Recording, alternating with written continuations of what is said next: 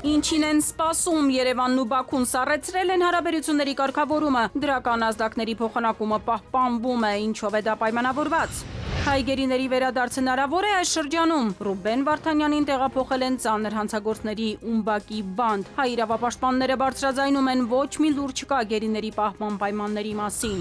Ինչ զարգացումներ են սպասվում հայկական երկաթուղու շուրջ Երևանյան գագաթնաժողովին եվրոպացիների օրակարգ կմտնի երկաթուղու կառավարման թեման։ Բաքուն հաստատել է Ստեփանակերտի Մայր տաճարն ու Սուրբ Հակոբ եկեղեցին քանդել են, Կովկասի մահմեդականների միությունը դրանք օկուպացիայի խորհրդանիշ է համարում։ Ոչ խաղաղություն, ոչ պատերազմ, իրավիճակը մերձավոր արևելքում, ինչ զարգացումներ են կանխատեսում վերլուծաբանները։ Համաճարակային վիճակը բյուրեղավանում աղիքային վարակի հայտնաբերումից հետո ինչ են գտել խմելու ջրում լաբորատոր հետազոտությունները։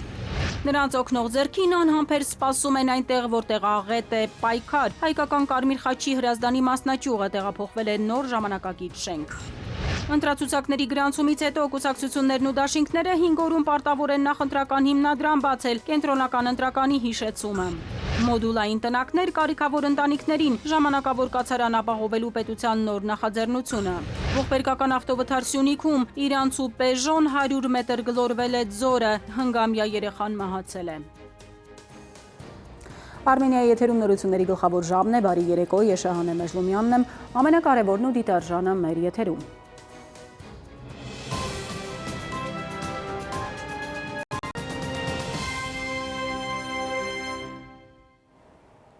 Որ փուլում է հայ-ադրբեջանական հարաբերությունների կարգավորման գործընթացը, Երևանն ու Բաքուն սպասողական վիճակում են։ Փորձագետները սա Հայաստանում սպասվող խորհրդարանական ընտրություններով են պայմանավորում, նաև մերձավոր արևելքում պատերազմով։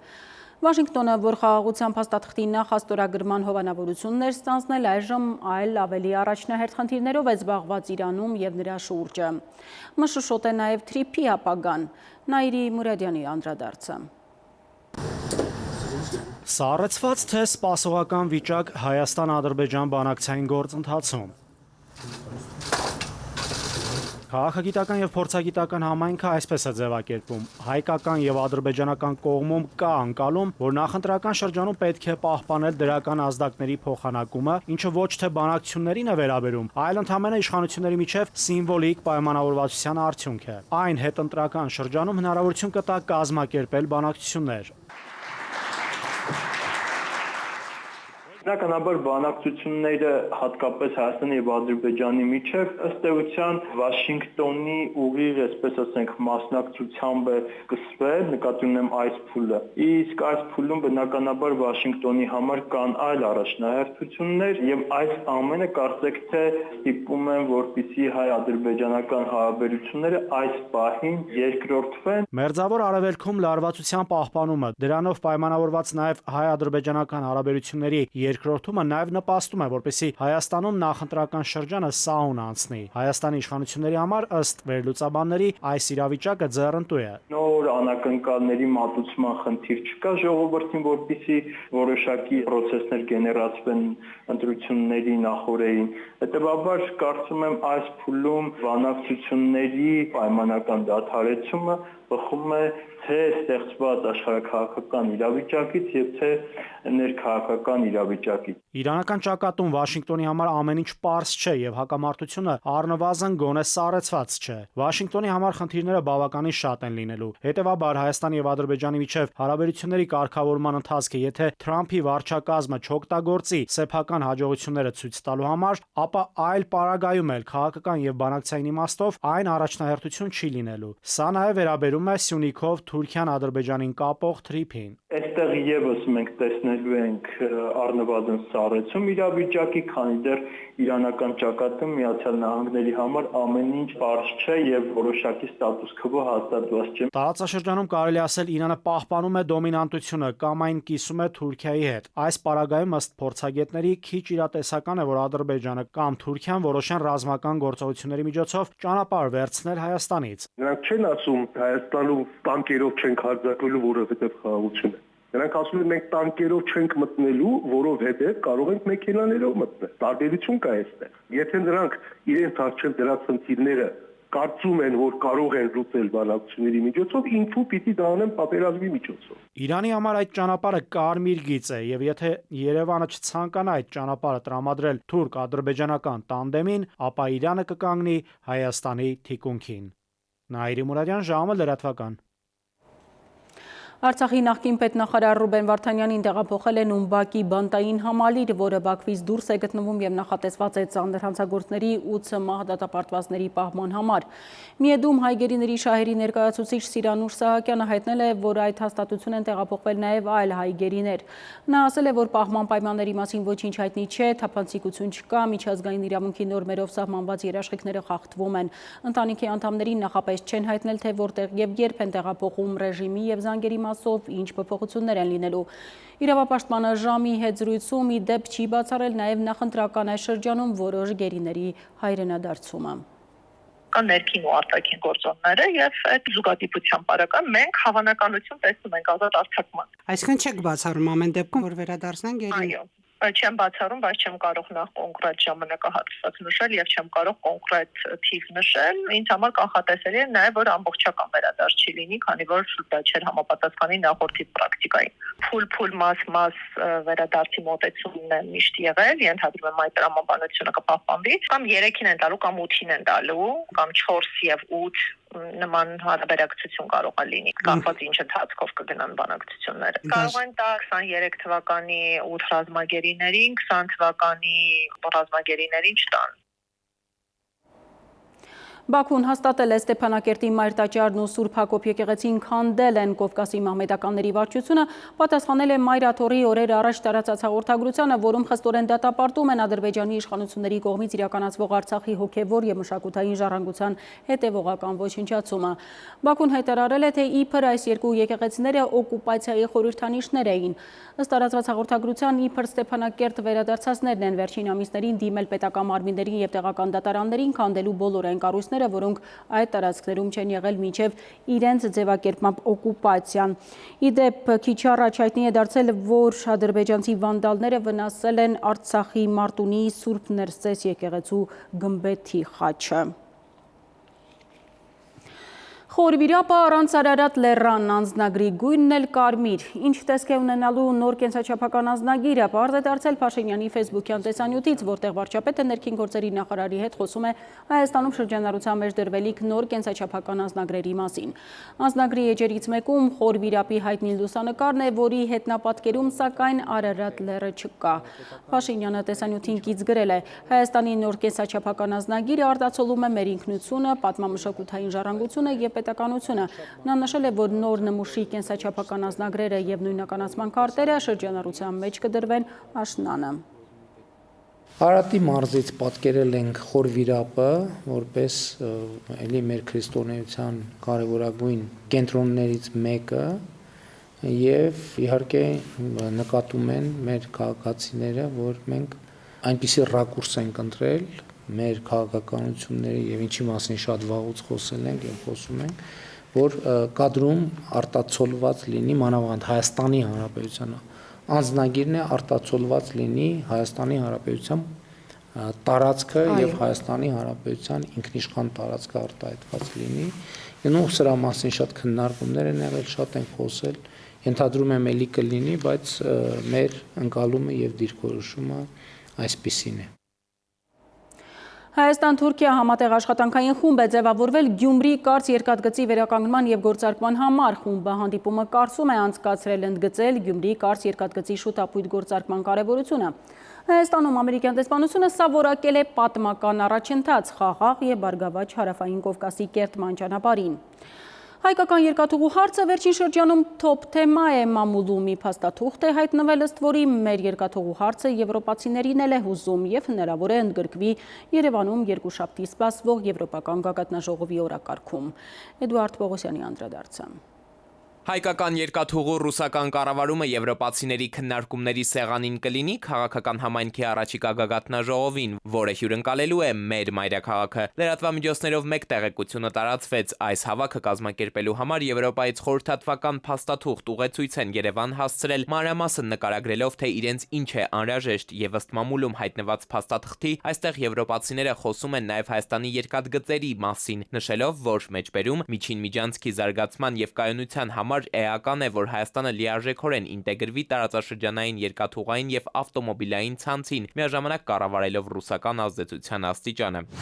Հայաստանի արտգործնախարարությունից առայժմ չեն անդրադարձել, չեն մեկնաբանել այս հարցը, իսկ փորձագիտական համայնքում տեսակետները տարբեր են։ Մասնագետների մի խմբում վստահ են, եթե մամուլ արտահոսած փաստաթղթի ձևակերպումներն իսկապես արտացոլում են եվրոպական մոտեցումները, ապա սա հերթական վկայություններից է, թե Երևանի բալանսավորած արտաքին քաղաքականությունը, ինչպես բանաձևում են իշխանությունները, հայտնվել է արևմտյան կառավարման ներքո, իսկ հակառակ թևում նախ հակված են եւ քիչ հավանական համարել եվրոպացիների կողմից հարցի քննարկումը եւ միաժամանակ չբացառել այն։ Ես համոզված եմ, որ Եվրոպան առանձնապես հետաքրքրություն չունի ոչ հայկական երկաթուղու, ոչ էլ նրա կոնցենսիոն կառավարման նկատմամբ, իր հետաքրքրությունը ավելի շուտ Եվրոմիության դա Հայաստանում ինչ որ հակառուսական տրամադրություններ ստեղծել են։ Ռուսների իրենց պատկերացում դիրքերի թուլացում, բայց ինչքանով է դա տեղավորվում այդ երկաթուղու կոնցենսիոն կառավարման հարցի մեջ ես դժվարում եմ հասկանալ, որտեղ ռեալ ալտերնատիվ ռուսական կառավարման այս բան չկա։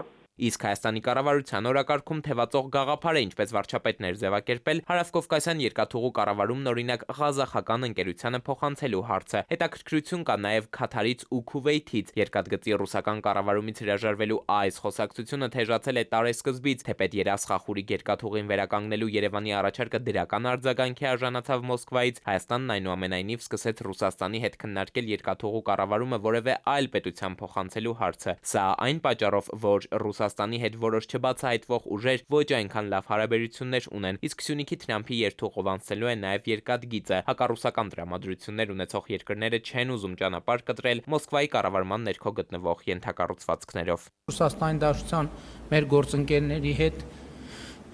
եւ մենք հարցի վերաբերյալ նաև որոշակի ըմբռնում ենք տեսնում, ինչի համար շնորհակալ ենք, որովհետեւ ելի եմ ասում, մեր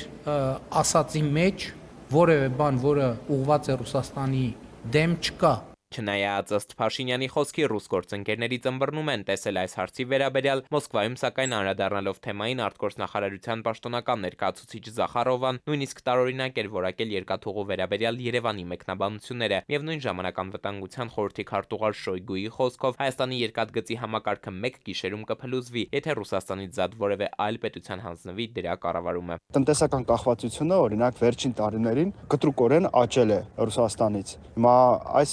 ստեղծված իրավիճակում նաև պետք է հաշվի առնվի, որ մոտակա արդեն ժամանակ ընտրություններ են Հայաստանի Հանրապետությունում լինելու։ Դրա համար չեմ կարծում, որ մոտակա կես տարվա ընթացքում հնարավոր լինի կառավարման երկաթուղու հանձնումը այլ երկրին, որովհետև իհարկե սա արդեն վնաս կհասցնի Ռուսաստանի Դաշնությանը եւ իրեն կարող է կտրուկ արձագանք իրենց կողմից լինի։ Երկաթուղիները պարզապես ռելսեր կամ շարժակազմ չեն, դրանք ազդեցության գծեր են քաղաքական, տնտեսական եւ երբեմն նույնիսկ անվտանգային։ Այդ պատճառով էլ ըստ մասնագետների Հայաստանի երկաթուղու կառավարման շուրջ քննարկումները դուրս են գալիս սովորական տնտեսական գործարքի շրջանակից եւ դառնում ավելի լայն տարածաշրջանային հաշվարկների մաս։ Էդվարդ Պողոսյան, ժամը լրատվական։ Այժմ այն մասին, թե ինչ եք դիտելու թողարկման երկրորդ հատվածում։ Ոչ խաղաղություն, ոչ պատերազմ, իրավիճակը մերձավոր արևելքում ինչ զարգացումներ են կանխատեսում վերլուծաբանները։ Համաճարակային վիճակը Բյուրեղավանում աղիքային վարակի հայտնաբերումից հետո ինչ են գտել խմելու ջրում լաբորատոր հետազոտությունները։ Նրանց օգնող ձեռքին անհամբեր սպասում են այնտեղ, որտեղ աղետ է պայքար։ Հայկական Կարմիր խաչի Հրազդանի մասնաճյուղը տեղափոխվել է նոր ժամանակակից շենք։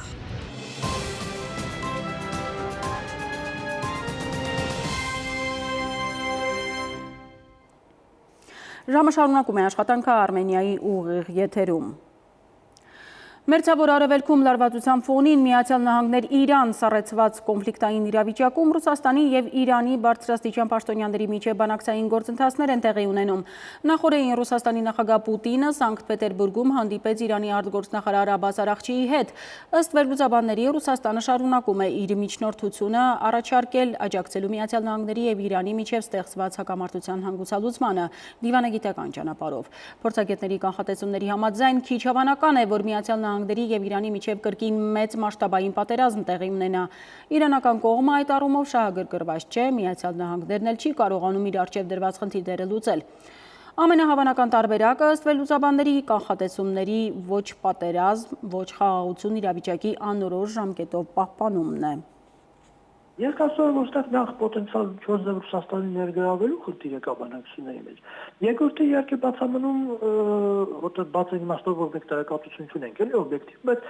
ես կարծում եմ, ինչ-որ դա քննարկվելը պոտենցիալ Իրանին աջակցության հասցնել, նաև ռազմական ոլորտում։ Հաշվի առնելով, որ ԱՄՆ-ի դերն էլ հիմա Ռուսաստանի համար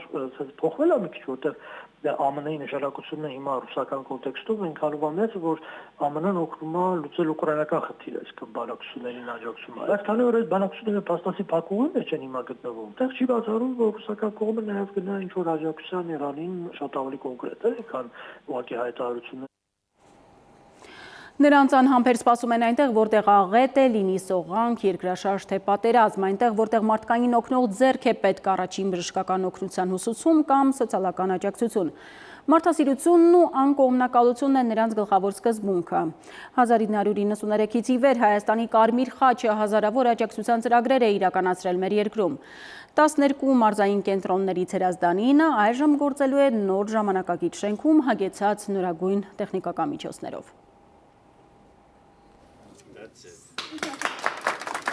Աղուհաց, կարմիր ժապավեն։ Հրազդանում բացվեց հայկական կարմիր խաչ ընկերության Կոտայքի մասնաճյուղի նոր շենքը, դառնալով վստահության եւ աջակցության նոր հարթակ համայնքի համար։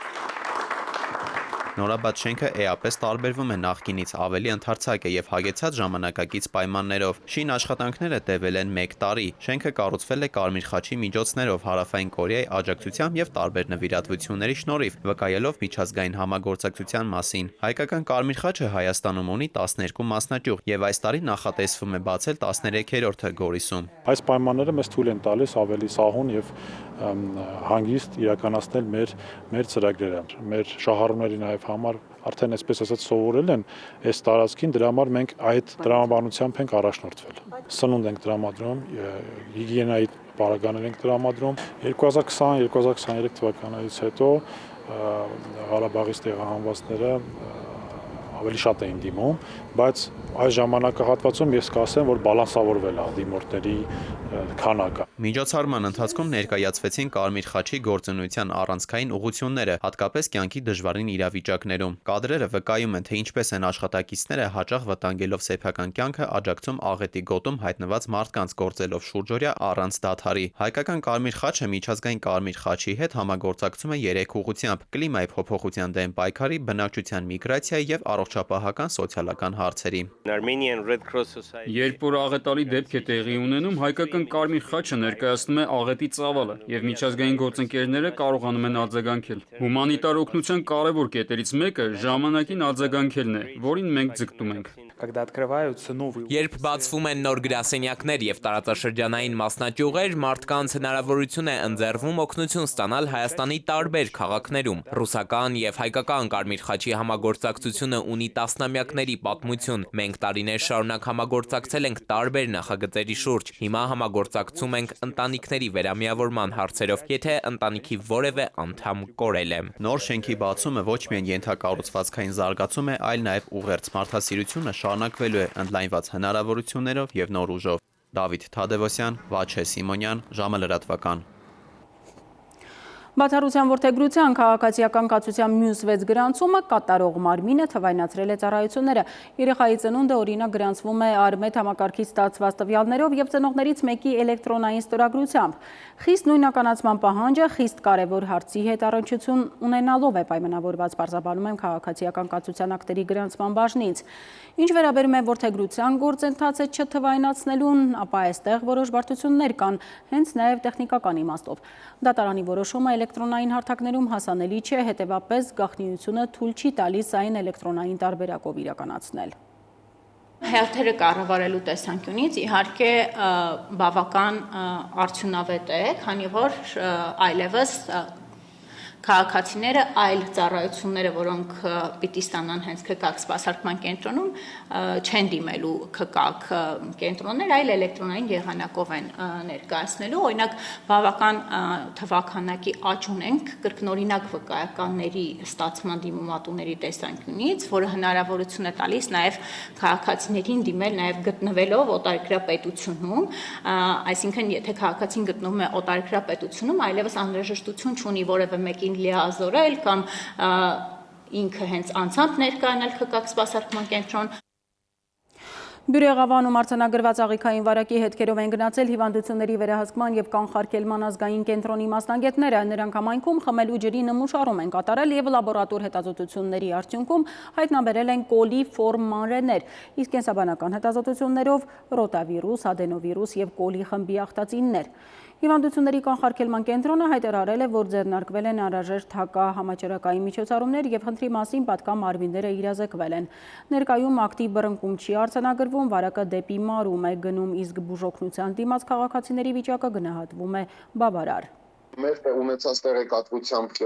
տրամադրել ենք պատկան մարմիններին, մասնավորապես առողջապահական եւ աշխատանքի տեսչական մարմնին, որին վերապահված է վերահսկողության եւ այլ լիազորություններ։ Իմ ունեցած տեղեկատվությամբ ներկայդրությամբ վարչական վարույթներ կան հարուցված, մասնավորապես ոստիկանության կողմից, տեսչական մարմնի կողմից։ Ներկայդրությամբ մենք կարող ենք փաստել, որ process-ը չի տարածվում, որովհետեւ եւ դիմելիությունների չել եւ նոր դեպքեր չունենք։ Պետեկամուտների կոմիտեն հրապարակել է այս տարվա առաջին եռամսյակի 1000 խոշոր հարկատուների ցանկը։ Նրանք բոլորը միասին պետական բյուջե են մուտքագրել 459 միլիարդ 250 միլիոն դրամ հարկեր և վճարներ։ Առաջին տասնյակում խոշոր հարկատուների կողքին նոր անուն կա՝ ԻՄՎԲԱՄ ընկերությունը, բոլորիս հայտնի Վայլդբերիսը։ Որքան գումար է մուտքարել ընկերությունը մեր բյուջե և հայ հաճախորդների համար հեշտ ու հարմարավետ օնլայն գնումներ առաջարկող այս հարթակը ինչ ռիսկեր է ստեղծում տեղական փոքր ու միջին բիզնեսի զարգացման համար։ Արմեն Աթալյանի ռեպորտաժում։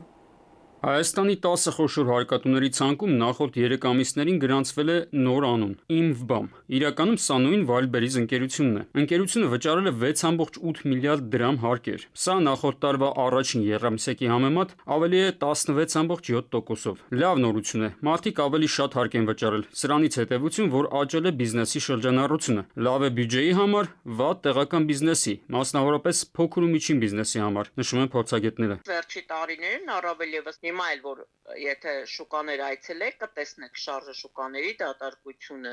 այսինքն իրանք մտածված տանում են խոշորացման։ Նման իրավիճակներում սովորաբար մարդիկ հացին նայում են սպառողի տեսանկյունից, իսկ սպառողը նախընտրում է բազմազանությունը, որակը եւ որ ամենակարևորն է մատչելին։ Սա մի ոլորտ է, որտեղ հայրենասիրությամբ բիզնես չես կառուցի։ Եթե մարդը կարողանում ավելի մատչելի, առանց տնից դուրս գալու, առանց աշխատավայրից բացակայելու ձեռքբերումը կատարի, բնականաբար ինքը խանութ չի գնա։ Ես գիտեմ դեպքեր, երբ որ հնդկաձավարը մարդիկ պատվիրում են Վայլդբերիսով կամ այլ օնլայն հարթակներով, բայց խանութ չեն գնում։ Գնում է տեղական խանութ հագուստի, մարդը իր չափսերով փորձարկումը կատարում է, գնում օնլայն պատվերը տալիս է։ Փոքր ու միջին բիզնեսի ներկայացուցիչները սակայն վստահեցնում են, որ հացն այստեղ անհավասար պայմաններն են իրենց եւ օնլայն առևտրի հարթակների միջև։ Խոսքը միայն տեղի եւ նյութատեխնիկական բազայի վրա ծախսվող գումարները չեն։ Հարկային քաղաքականությունը եւս հօգուտ օնլայն հարթակների է աշխատում։ Երբ որ ինքը Ռուսաստանից ներմուծում է ապրանք, ինքը պատվերը տալիս են Ռուսաստանից է գալի, բնականաբար այնտեղ չի մուծում, որտեվ անհատական է գալի ապրանքը։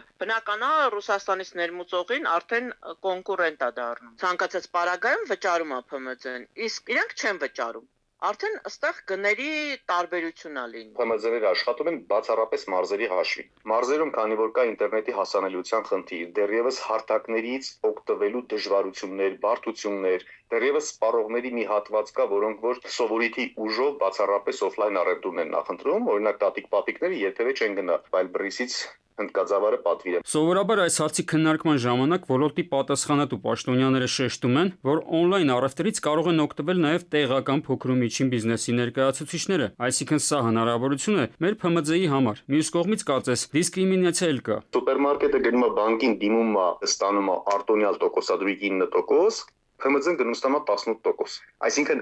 բոլոր այսպիսի դետալները, եթե մենք համադրենք, դրան տանք թիրախային լուծում, վստահեցնում եմ ձեզ ՓՄԶ-ն ունենալու է հարատև կյանք։ ՓՄԶ-ով որ հանդիպում ունեին, բնականաբար հասկացանք, որ իրանց համար դա շահավետ չի, որտեղ ասած ավելի լավ է մի հոգու վերահսկել, թե այս ամբողջին։ Մասնագետներն այստեղ մի խնդիր են մատնանշում։ Ֆորս մաժորային իրավիճակներում երկիրը գոյատևում է այդ թվում ՓՄԶ-ի պահեստավորած ապրանքների հաշվին, իսկ օնլայն հարթակները զբաղվում են կարճաժամկետ ներկրում տարածումով, այսինքն ճանապարհների փակման եւ ներկրումների խաթարման դեպքում քիչ ՓՄԶ-ն կնշանակի քիչ պահեստավորած ապրանքներ եւ ճգնաժամ այդ ոլորտում։ Արմեն Աթալյան, ժամը լրատվական։ Կրկին դադար մեր եթերում կվերադառնանք րոպեներ անց։ Ընտրացուցակների գրանցումից հետո կուսակցություններն ու դաշինքները 5 օրում պարտավոր են նախընտրական հիմնադրամ բացել, կենտրոնական ընտրականի հիշեցումը։ Մոդուլային տնակներ կարիքավոր ընտանիքներին, ժամանակավոր կացարան ապահովելու պետության նոր նախաձեռնությունը։ Ողբերգական ավտովթար Սյունիքում իրանցու Պեժոն 100 մետր գլորվել է ձորը, հնգամյա երեխան մահացել է։ Օրվա առավելագույն ջերմաստիճանը 22-ն է, որտեղ սպասել ավելին քիչ ուշ։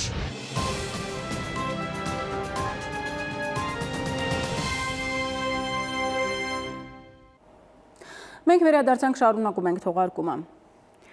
Աշակերտական ինքնավարության արդյունավետության բարձրացման նպատակով կրթության ոլորտում տեղի կունենան փոփոխություններ։ Կրթության նախարարության առաջարկած նոր նախագծով աշակերտական խորհուրդները կձևավորվեն ոչ թե սեպտեմբերին, այլ մայիսին, ինչպես նաև կսահմանափակվի դպրոցի տնօրենի իրավասությունը ժողով հրավիրելու հարցում, որն ըստ հեղինակների նպաստելու է խորհրդի անկախությանը։ Փորձնական կիրառումը եղել է 3 դպրոցում։ Մասնագետները դրական են գնահատում խորհրդի անկախության ամրապնդումը, սակայն ժամկետների առումով կարևորում են ռիսկերի գնահատումը գործընթացը ձևական չդարձնելու համար։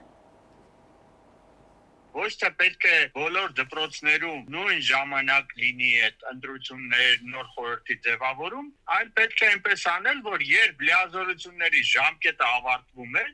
այն ժամանակ ձևավորվում է նոր խորհուրդը։ Մայիսին ձևավորվեց ու բոլոր աշակերտները գնալու են արձակուրդ։ Եվ այդ միասնականություն, թիմային աշխատանք, մնացած բաները չես կարող ապահովել։ Հետո գալու են իրարից խորթացած այդ աշակերտները եւ նորից էլի ժամանակ է պահանջվելու, որպեսզի նորից այդ թիմային մթնոլորտը ձևավորվի, ծրագրերի կազման հարցերը սկսեն ձևավորել, իրականացնել։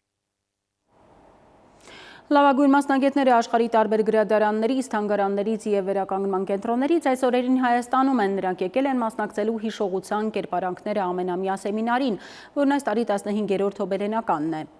Հայոց հնագույն ծրագրերի պահոց մատենադարանում բացվել է Արաբատար ծրագրերի ուսումնասիրման եւ վերականգնման լաբորատորիան։ Իր նախաձեռնություններում մատենադարանի կողքին է Արարատ բանկը։ Մատենադարանում հիշողության կերպարանքները ձեռագիր եւ տպագիր ժառանգության պահպանման եւ վերականգնման նորագույն տեխնոլոգիաները խորագրով 15-րդ հոբելյանական սեմինարն է։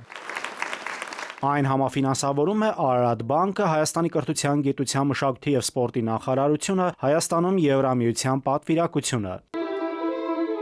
Արդեն 3 տարի է բանկը նյութական աջակցություն է ցուցաբերում հիշողության կերպարանքները ամենամյա գիտագործնական սեմինարին, որը գրավոր ժառանգության պահպանման եւ վերականգնման կարևոր հարթակ է։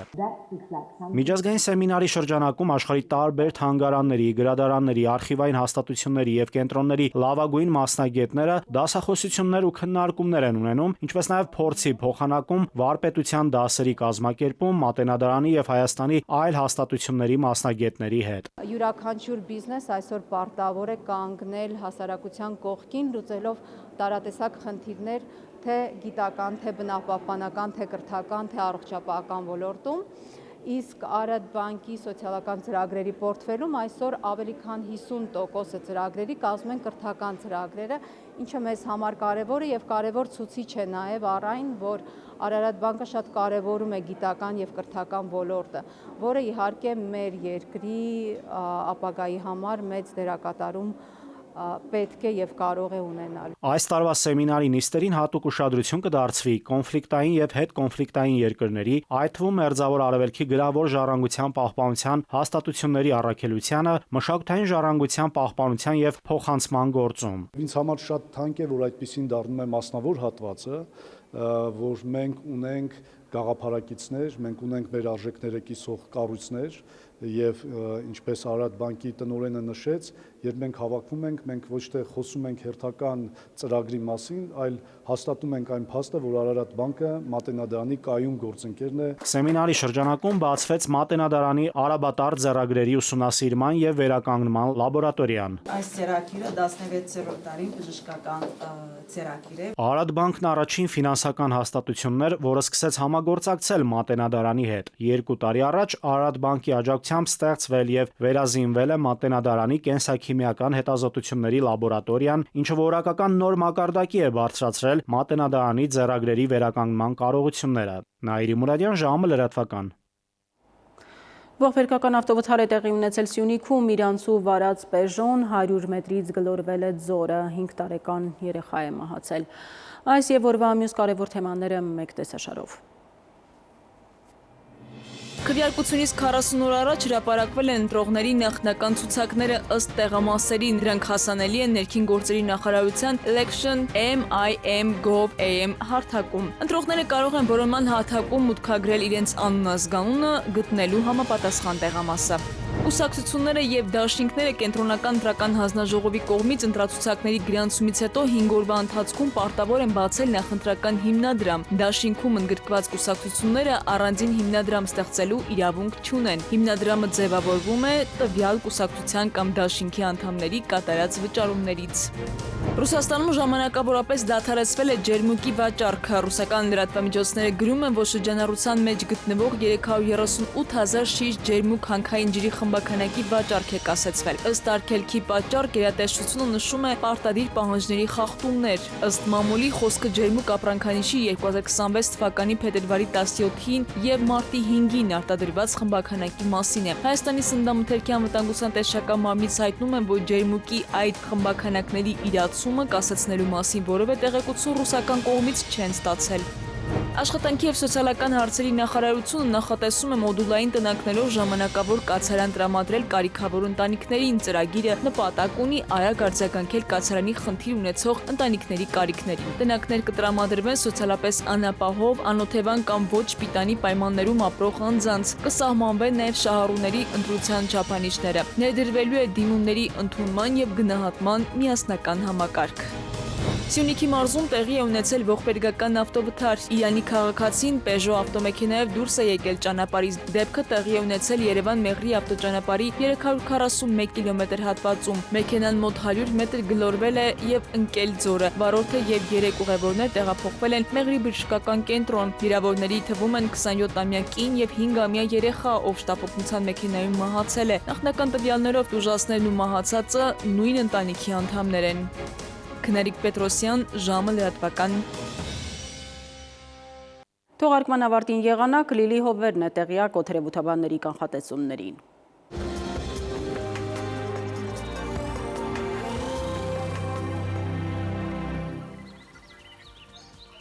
Բարերեկո եղանակի տեսության հովանավորն է գերմանական Վայլանդ ապրանքանիշը,